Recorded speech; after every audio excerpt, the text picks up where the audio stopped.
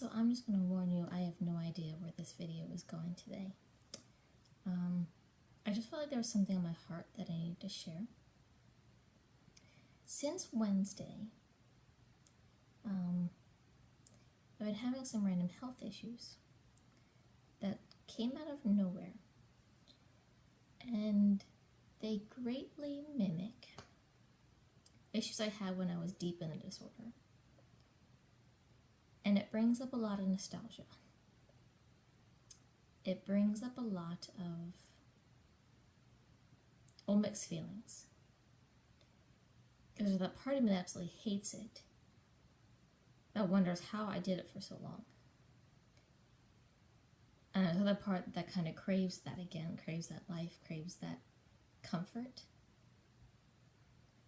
So it puts me in this state of just two different worlds. One where it's like I cannot get far enough away from it, and one where I want to draw closer to it. And I just want to touch that is going to happen in recovery. You are not going to not want it all the time. It is a daily choice to let it go. It is a daily choice to walk away from it. It is a daily choice to choose life and consistently do it with every bite of food, with every time you choose not to look at yourself or to eat a meal or to go out with friends. It's one decision after another. Even when you want to run to the disorder, you still have to choose to run into recovery. And that's not always easy. There are a lot of times where I would much, much rather be in the disorder than in this life, than having to face all these challenges and these unknowns and all these unexpected things. But I know that's not an option. I haven't come this far to only come this far. And I'm not willing to risk that all, and to lose it all, and to lose all that I've gained. And I don't mean that physically, I mean that emotionally and mentally and spiritually. I'm not willing to lose that all for safety and for known and for what felt comfortable. It's in those moments where I start to question it, where I start to debate wanting to go back, that I have to truly stop and reflect on what did it actually bring me. I was on a quest for perfection, and to be happy, and to be loved, and to be seen, and to be in control. It gave me none of those things. The very thing that I used to get control had me the most helpless I've ever been in my life. And the very thing that I was using to get me seen, I never felt more ignored, more invisible. So you have to stop and really think, is what I'm doing worth it? Is not eating this dinner going to get me anywhere? Is saying no to going out with friends and a trip to get ice cream, is that going to help my future at all? What was I willing to lose in order to be a certain size? I was willing to risk everything. I was willing to risk my life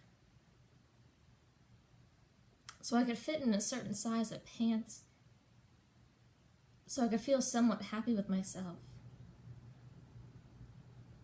But it never was enough. The size was never small enough. The weight was never low enough. Nothing was ever enough. You're just chasing a goal that doesn't exist. You're running towards death. You have to choose to say yes. to what life is going to offer you. Because that is how you move away from wanting the disorder. Yes, there are times I still want it. But it's far less than it was even a week ago. And it's far less than it was 3 months ago. Because I have actively chosen, when life presents me something, to say yes to it. I don't care if I don't even know how to do it. I don't care if I've never done it before, if it's the scariest thing. It is engaging in life. It is living. It is experiencing life in color that makes the black and white world of the disorder seem so unappealing, and you lose the desire for it. So I just felt that on my heart to share. And I just want to encourage you, if you want to run back to what was killing you, whether it's a disorder, an addiction, whatever may be plaguing you,